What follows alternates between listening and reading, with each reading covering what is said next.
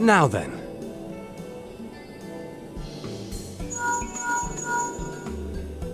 Tis I. The situation may be more complicated than we anticipated.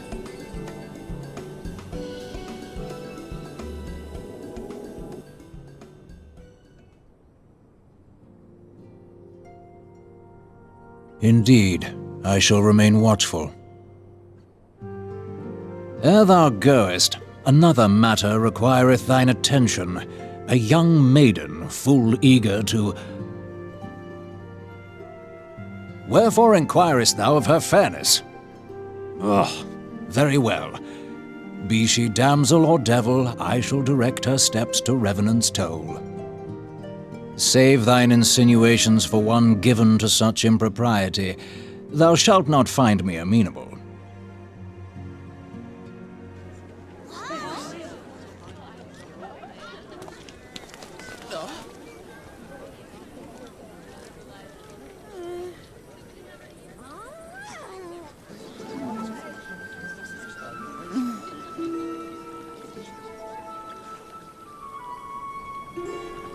Far across the sea from the land of Domar have we travelled. We seek audience with the ruler of these lands. Who here speaks for you?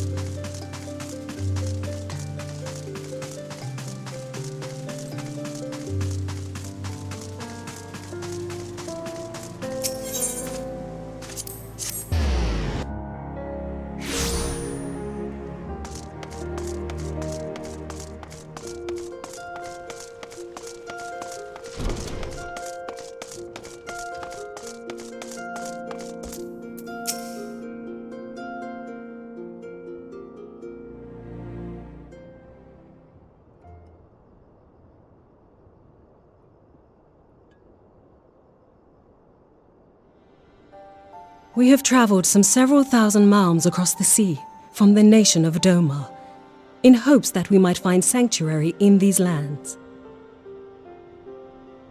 Sanctuary, Lady Yugiri?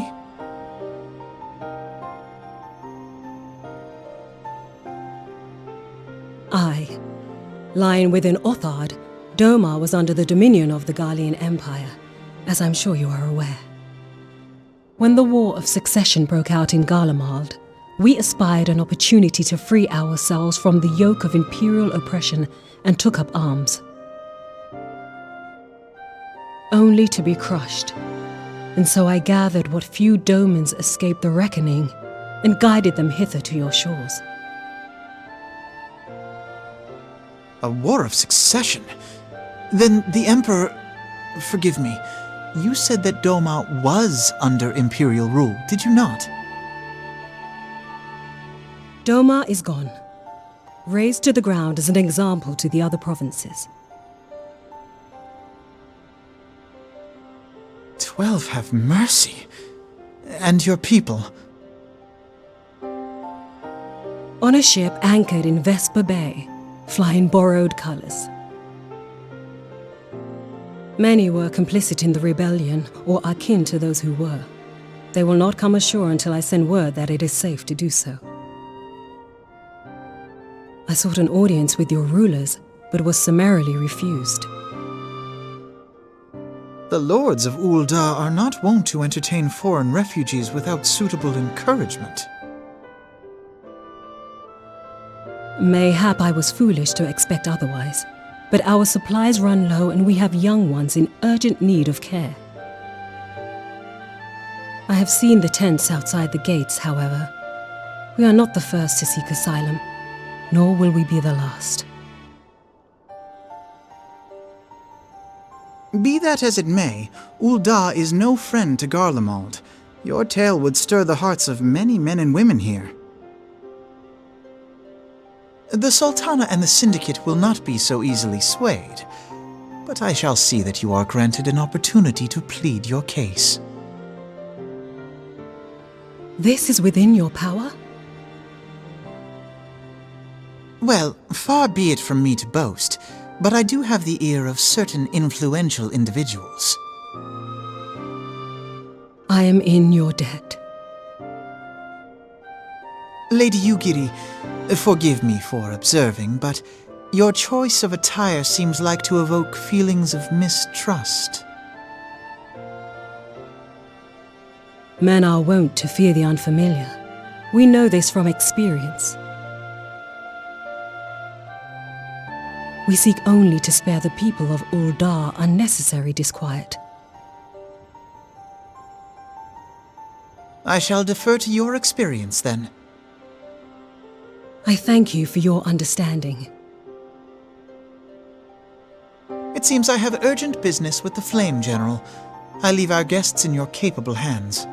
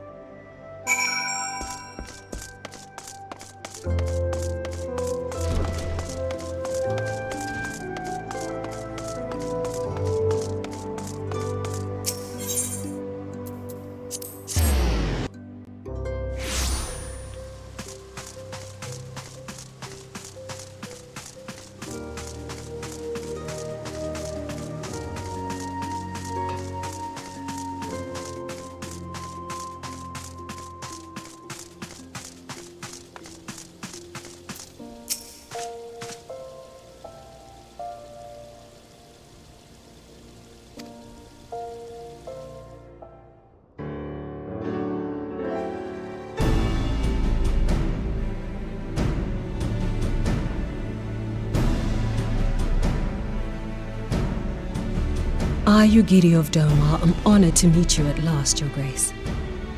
To mark this auspicious occasion, I should like to present to you the finest treasures our humble nation has to offer. Alas, the circumstances which have brought me here today have divested me of both time and dignity. I come before you as a pauper in direst need of aid, to request that you grant my people asylum.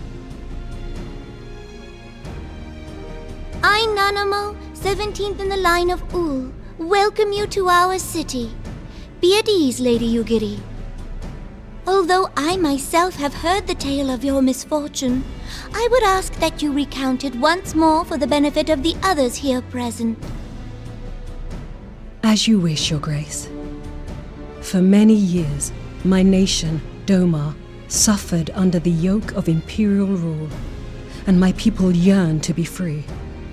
Thus, when a war of succession broke out in Garlemald, we sought to take advantage of the chaos and reclaim our liberty. Alas, our enemy proved less preoccupied than we had hoped, and our rebellion was put down in the most brutal fashion. Those who survived, how many do they number? More than 200 souls huddle within the cramped confines of our own galleon's hold. Yet this figure accounts for but one of a number of ships which escaped the purge. It is my hope that you will allow us all to dwell within your walls. Should that prove unfeasible, however, I humbly ask that you accept as many of my people as your resources allow. Pray understand, we do not beg a boon, but propose instead an arrangement. We would serve as soldiers or tradesmen until our debt is repaid. What are the Syndicate's opinions on this matter? I, for one, think it's a marvelous idea. Lady Yugiri and her people strike me as an industrious lot, and there are parts of the city which have yet to be fully restored.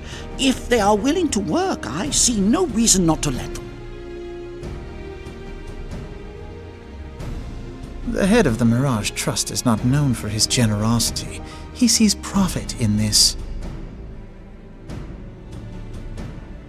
I agree. That said, these are foreign refugees. To admit them would require a formal resolution. Shall we call a vote?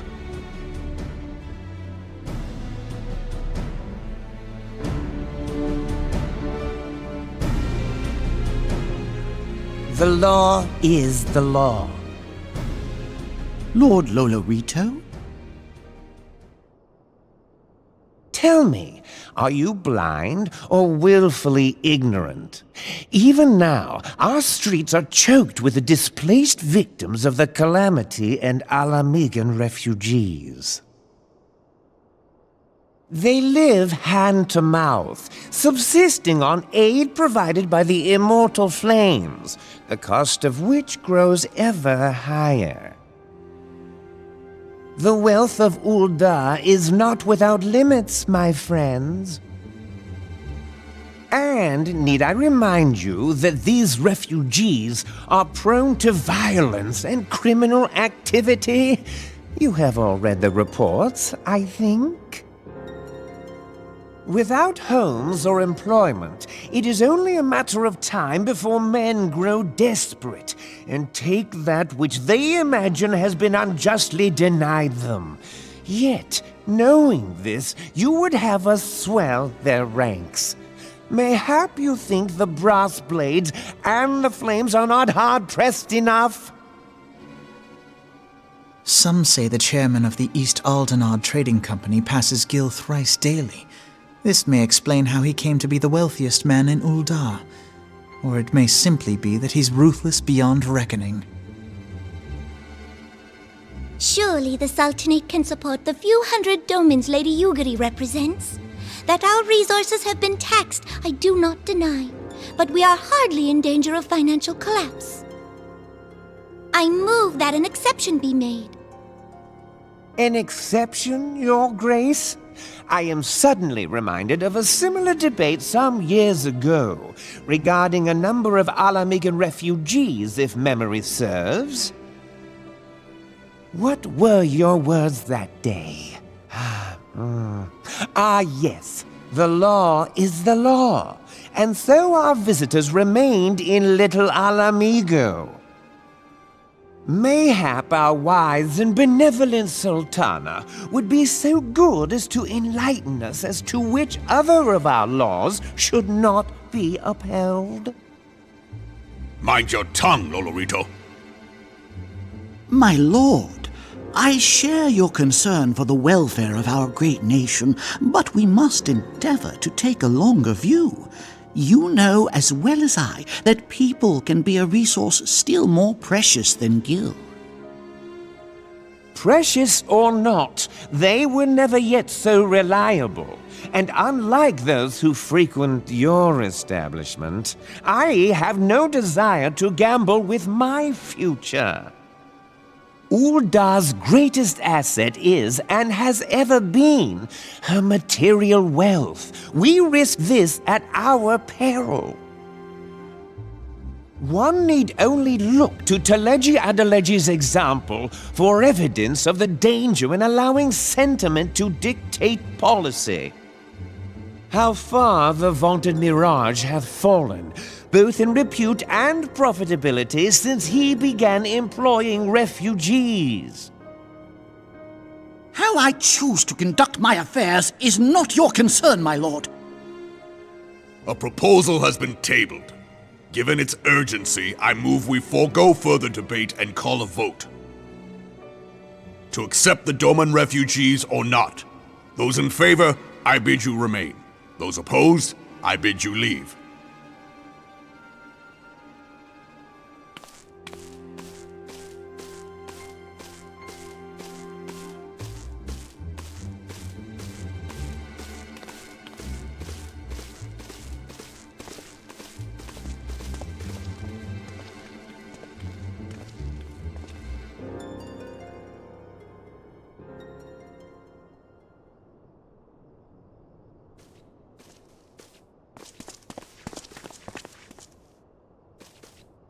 Would that it were within my power to welcome you and your people, Lady Yugiri. As you have observed, however, my authority in such matters is regrettably limited. Without the consent of the Syndicate, I cannot act. I understand, Your Grace, and I appreciate all that you have done on our behalf.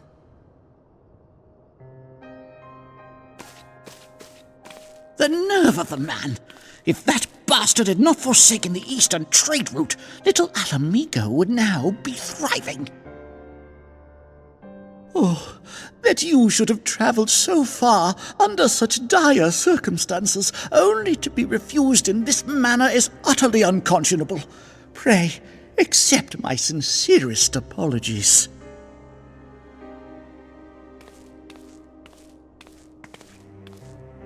Now that the Empire no longer poses an immediate threat, they see little reason to maintain the pretense of unity. The Monitorists have grown especially defiant of late, Lord Lolorito most of all. But this is neither the time nor place for that discussion.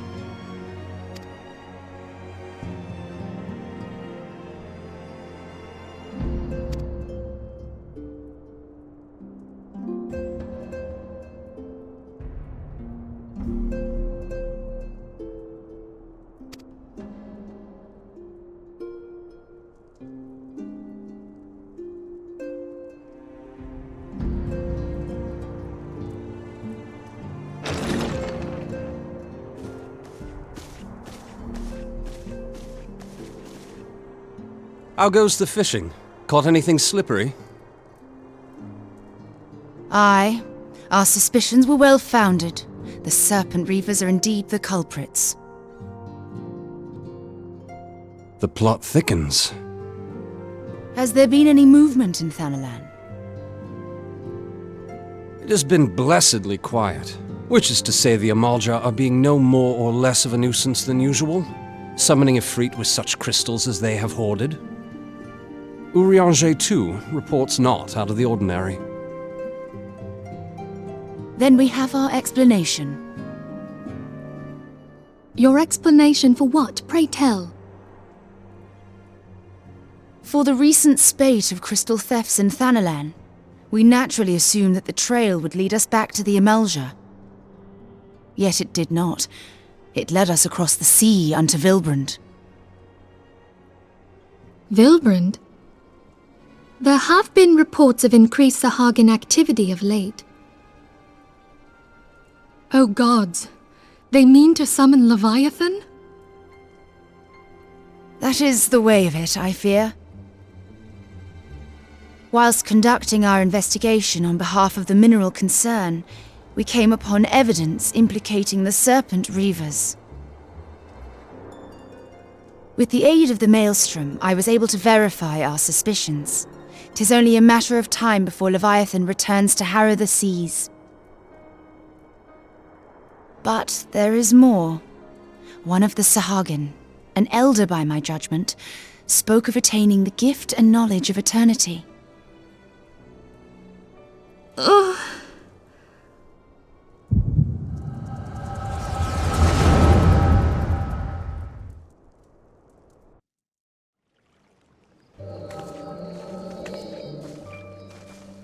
Such a disturbance in the ether. If I did not know better, I should think this device defective.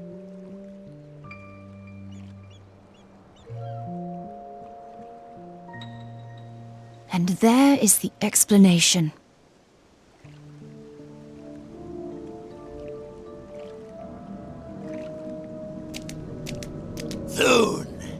Soon it shall begin.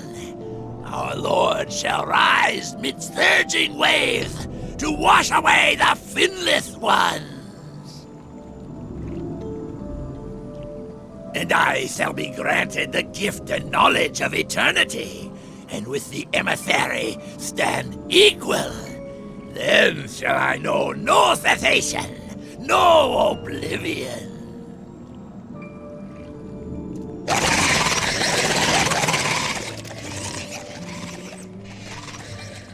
Whence comes this promise of immortality? The emissary? We have outstayed our welcome.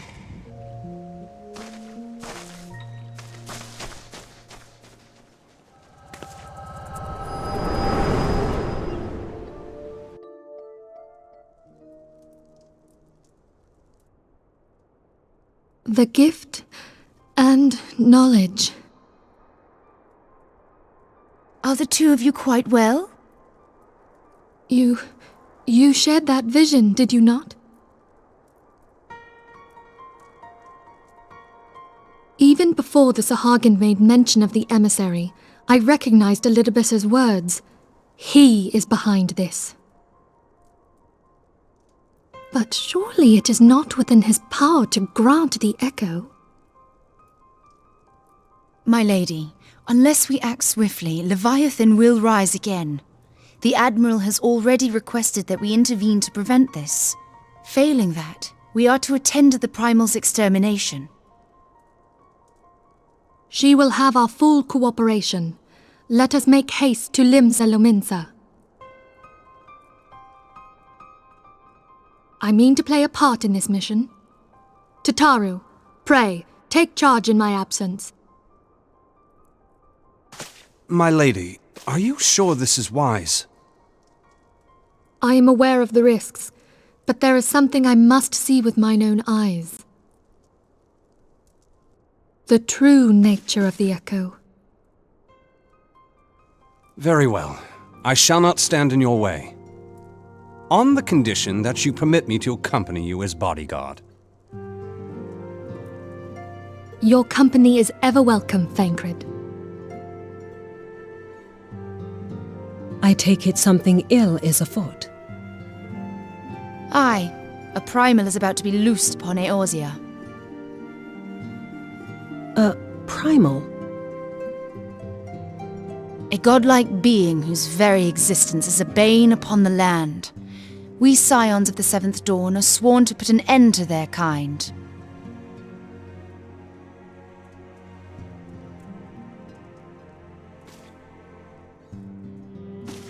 I see. Know then that I am learned in the arts of war. In return for the kindness you have shown my people, I would lend you my blade. It would be most welcome. When contending with a primal, one can never have too many able allies. If you crave a more intimate understanding of the problems facing Eorzea, this experience is like to provide it.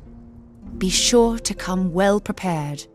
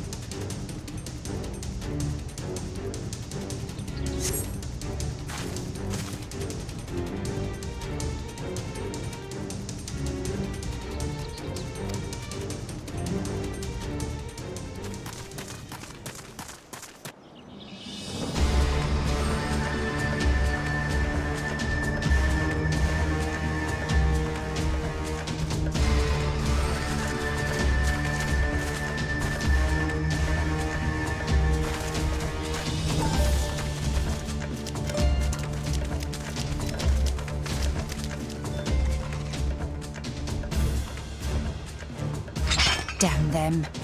They have made thralls of soldiers and civilians both.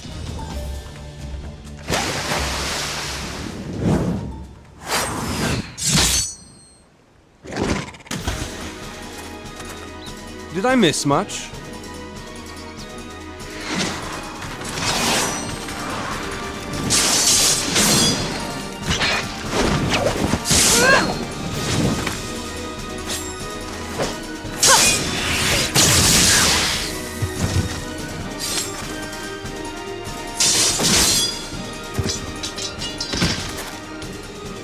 So that is how you fight in the Far East.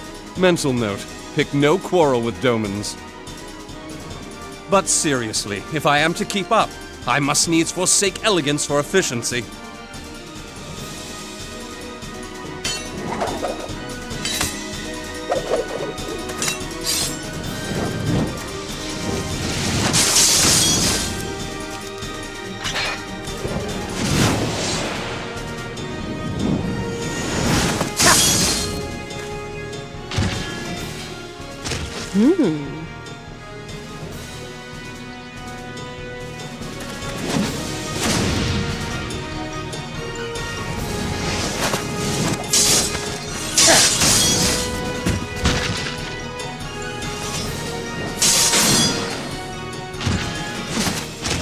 To the Aetheryte!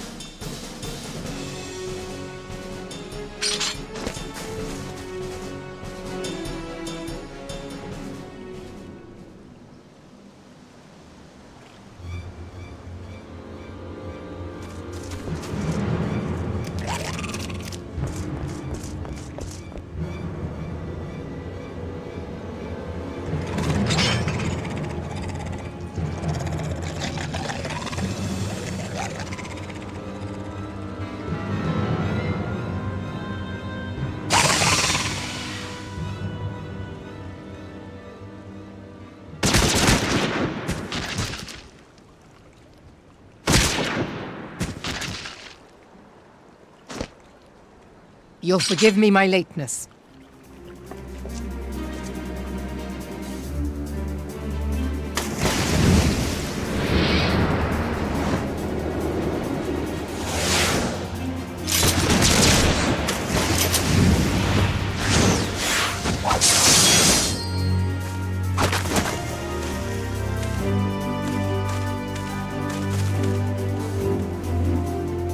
I've been something of a liability of late, I know.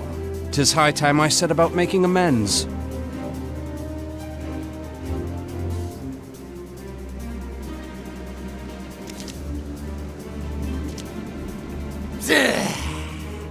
Long have you shriveled swordwalkers tormented our kind.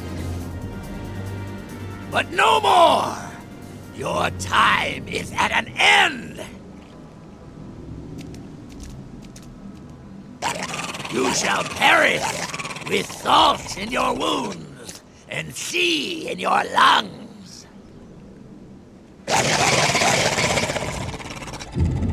Lord of the world, hearken to our plea.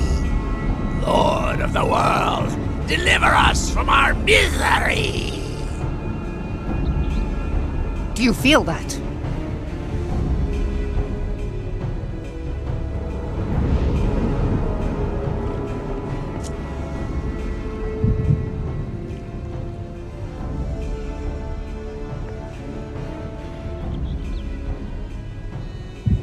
I know this sensation. It's the echo. What?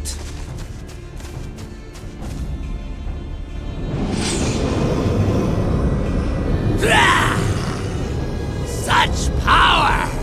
It is transcendent!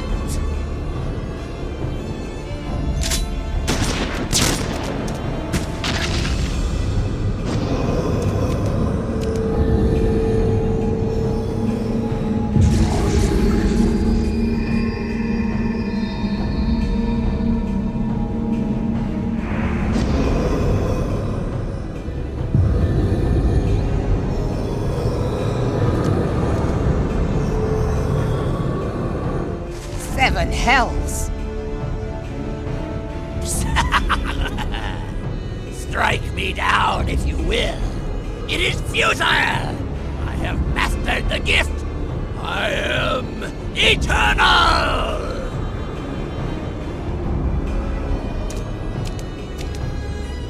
O mighty Leviathan, ruler of the seas, born of waters primordial, I offer unto you this frail flesh, that you might grant your faithful servants deliverance. I beseech you, come forth!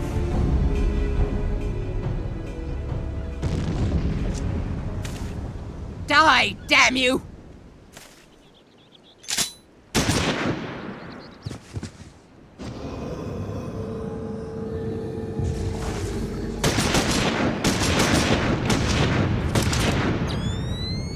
Foolish shorewalker!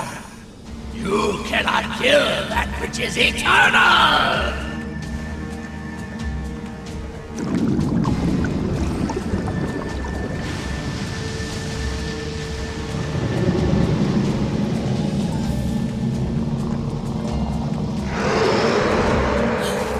Heavens forfend. Damn it all!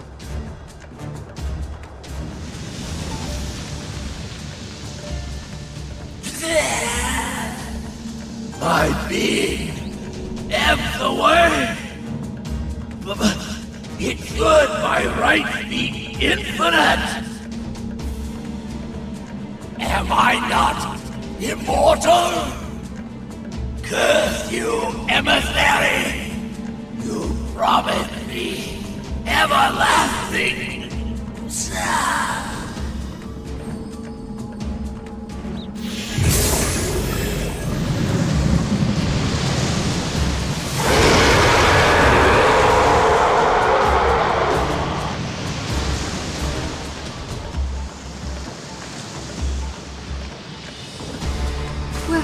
Where did he go?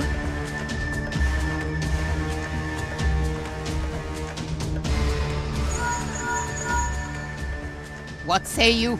Nary a single ship? Hells take that sea demon! Gather the survivors and get to shore. Leave the wrecks for the pirates.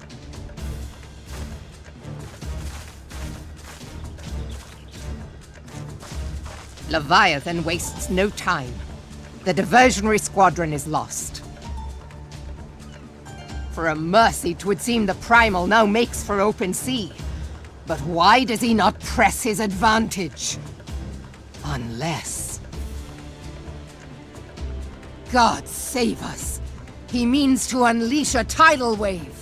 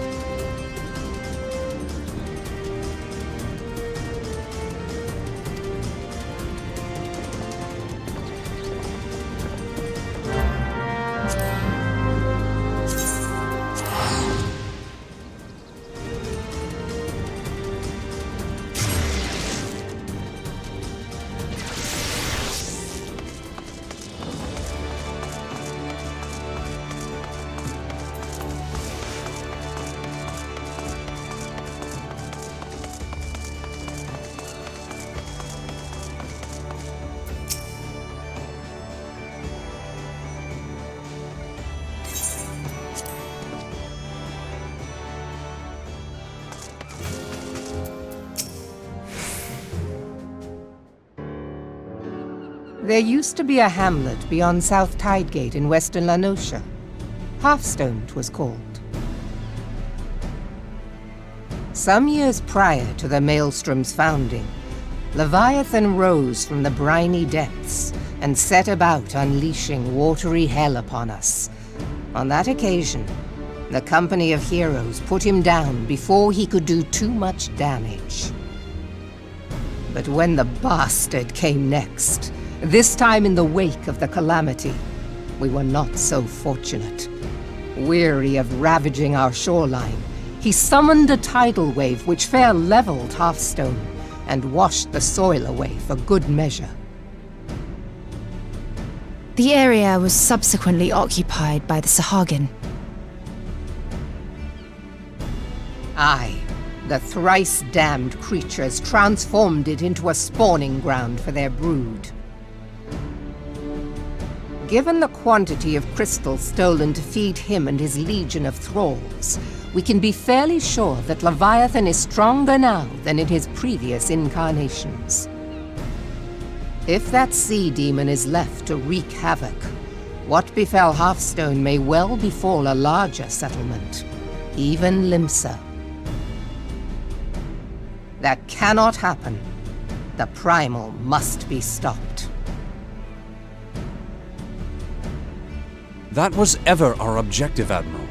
But how are we to achieve it? The sea is Leviathan's uncontested domain. The ships of the 3rd Squadron could not close to within 100 yards of the Primal, nor could their cannons pierce his defenses.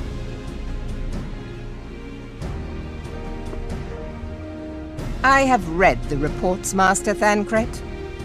Our warships may as well have been bloody pleasure barges for all the good they did.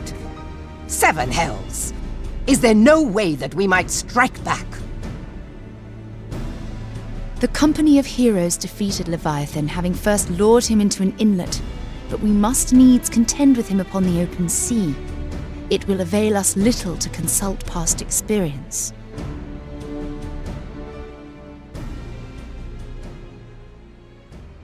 Admiral, if I may. Speak freely, Marshal.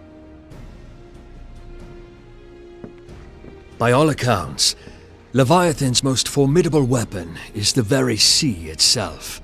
Waves and whirlpools, tides and currents, all these things are his to command. The key to victory, I believe, lies in disarming our foe. This, in effect, is what the Company of Heroes achieved with their ruse.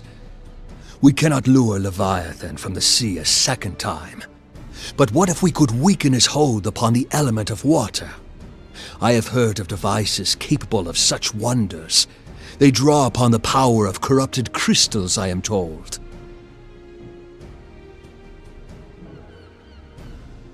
If mounted upon a ship, such a device might be used to prevent Leviathan from bringing the full force of the sea to bear against us, rendering him no more dangerous than any other sea serpent. Of course! Sid built a similar device to grant the Enterprise safe passage through Garuda's Tempest, did he not? Begging your pardon, my lady, but to give credit where it's due, this is something I heard from an old arcanist friend of mine. It makes little difference who thought of it first, so long as it works. Beg the specifications of this device from your friend, and I shall pass them on to our people at Naldic and Vermelis. But before we proceed any further, I would voice one concern. Piercing Garuda's defenses is one thing. Suppressing Leviathan's attacks, quite another.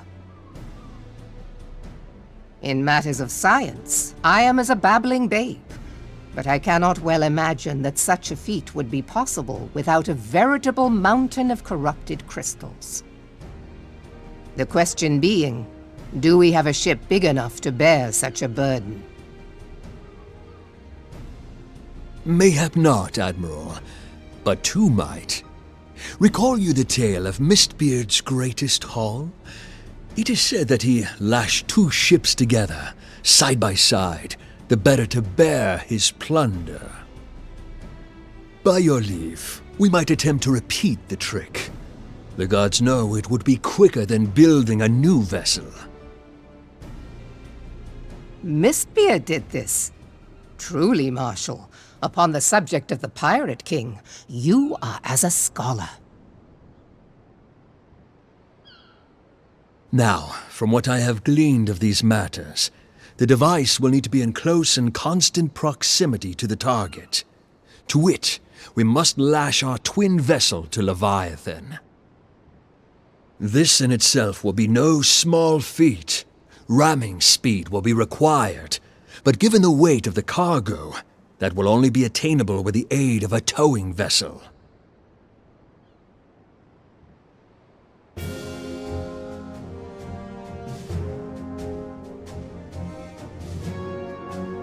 Suffice it to say, the task of piloting said vessel will entail considerable danger, and I would not ask it of another. I volunteer myself. 'Twill be dangerous for all involved, but we have no better recourse. Very well.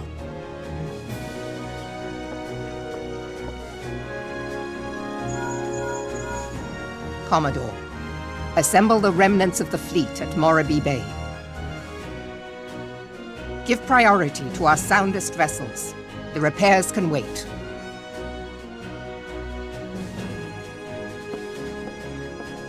Storm Marshal Slafierson, command of the operation is yours. I want that twin vessel ready to sail post-haste. At once, Admiral.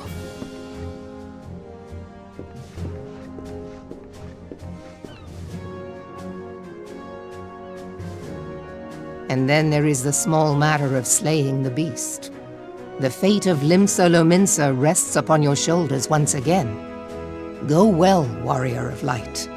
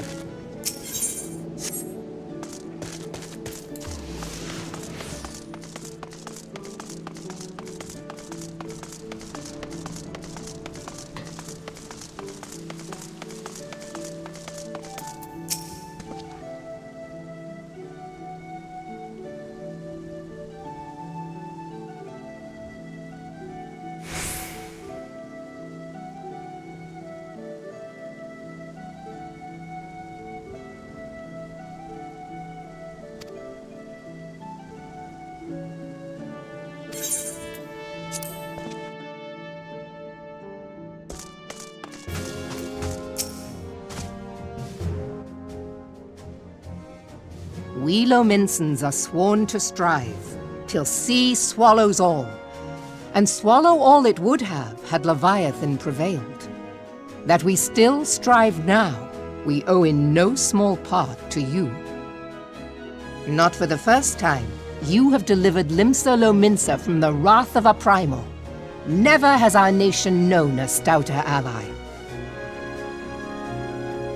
On behalf of my people, I give you my humblest thanks.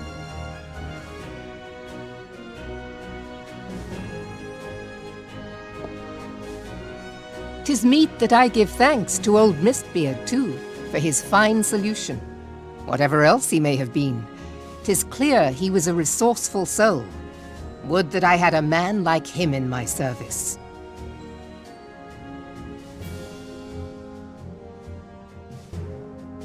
Before I set foot in these lands, I had no inkling that the people of Eorzea contended with such mighty foes.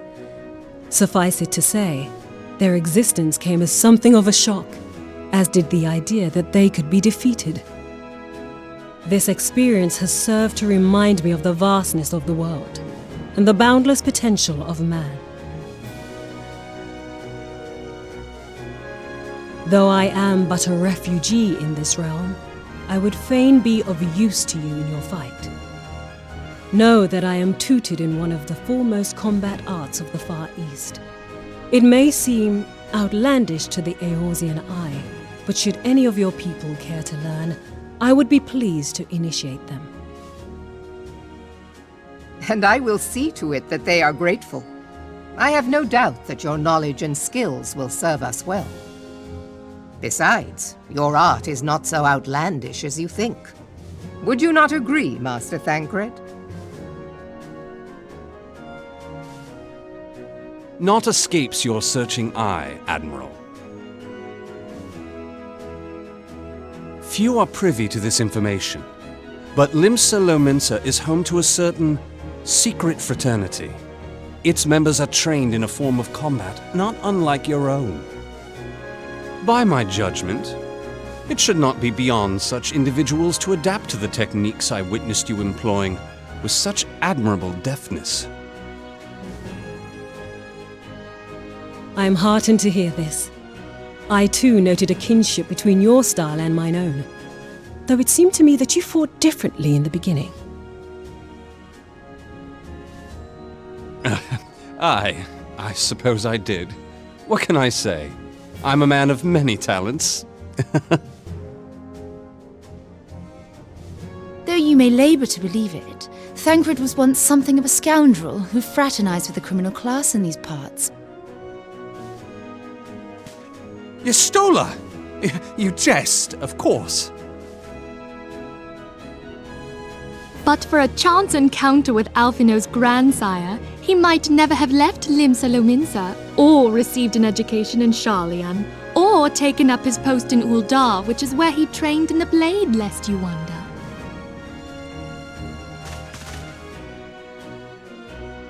Minfilia, please! It would seem there is more to you than meets the eye, Master Thancred.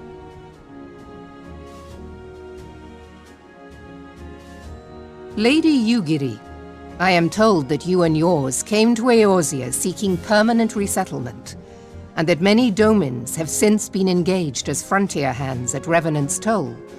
Moderna is many things, but a place of refuge it is not.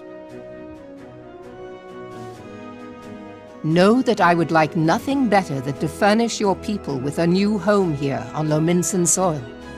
Alas, racked by instability as we are, our nation is in no fit state to take you in. Yet I'll not have it said that we turned a blind eye to your suffering. Until such time as we can do more, I pledge to send provisions. We are in your debt, Admiral. I realize that it scarce qualifies as repayment, but if it please you, I shall set about sharing my martial knowledge with your people at once.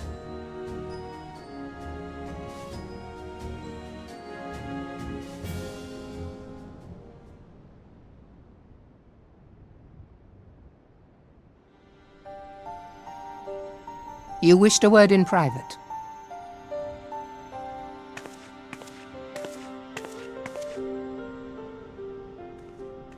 The better not to spoil the festive mood. History repeats itself, Admiral. As the kobolds did before them, the Sahagin resorted to summoning their god over a territorial feud. They acted in self-preservation. It may be that the Sahagin initiated this particular clash, but how it begins does not interest me so much as how it ends.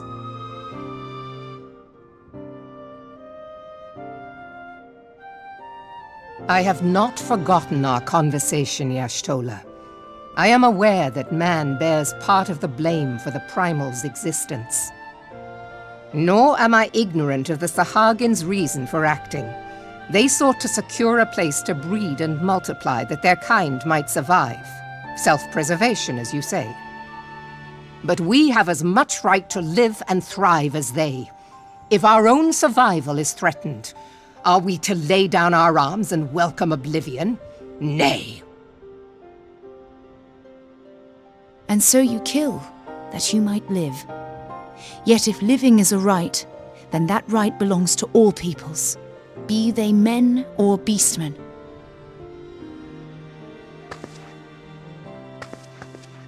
I'll not deny your reasoning, but when a storm gathers, it falls to me to see my people safely through it. That is my duty, and I shall do it.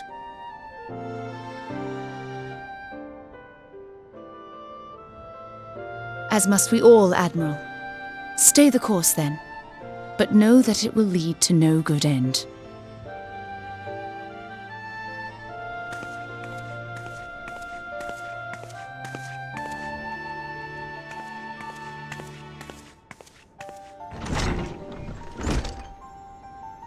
Man has ever put himself first and foremost.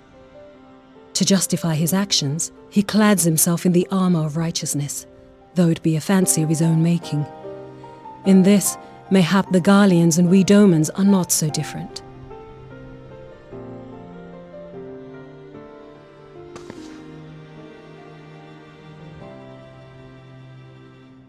Eorzea has become as a raging sea.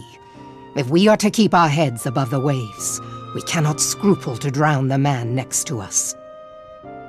When hopes of coexistence founder, strength must determine who has the greater right to live.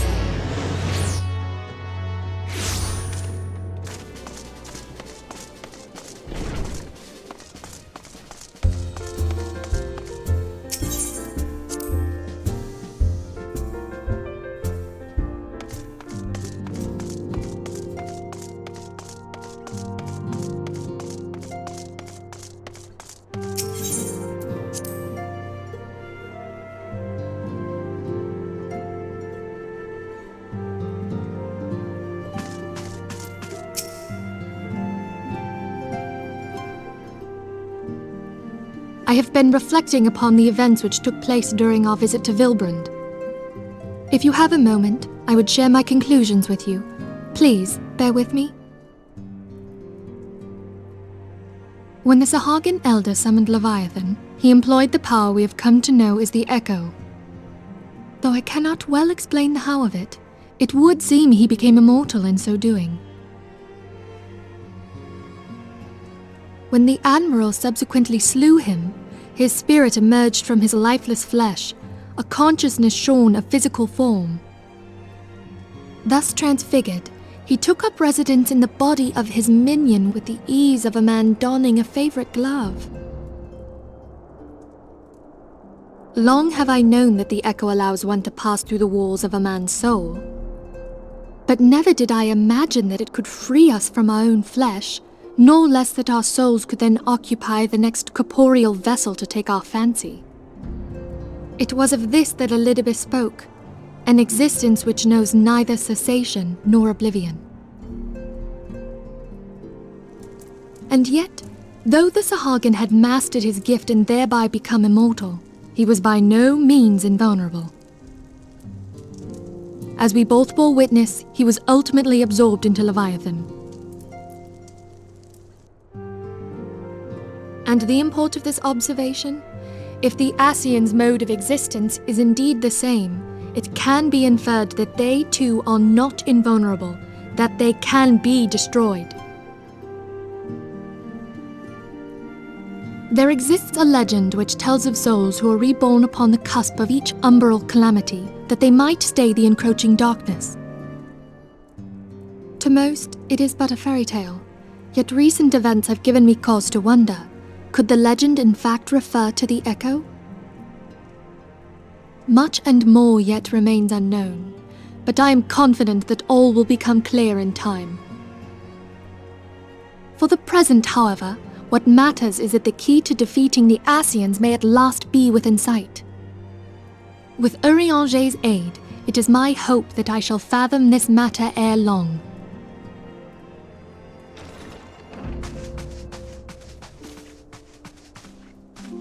Oh, I was just about to send for you, my friend. Is aught amiss? Grave tidings from the Sharlayan motherland, my lady.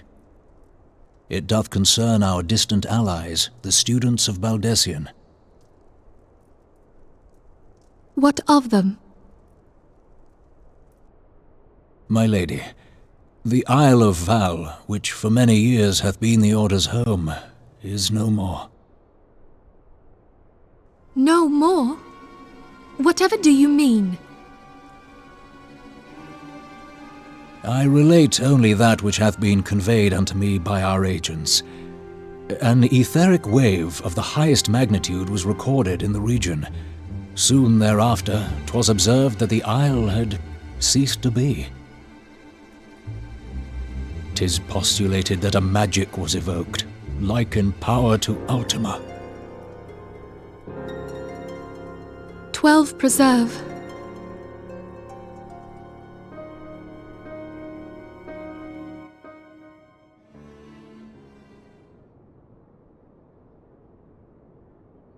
If there are no other matters, I move that today's meeting be adjourned.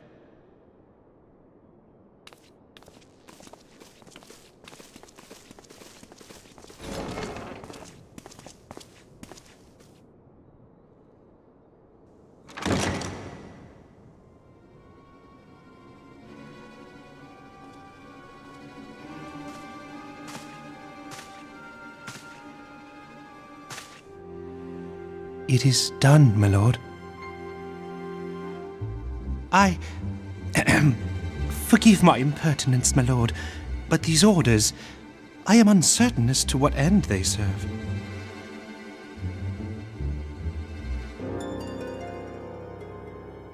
Revolution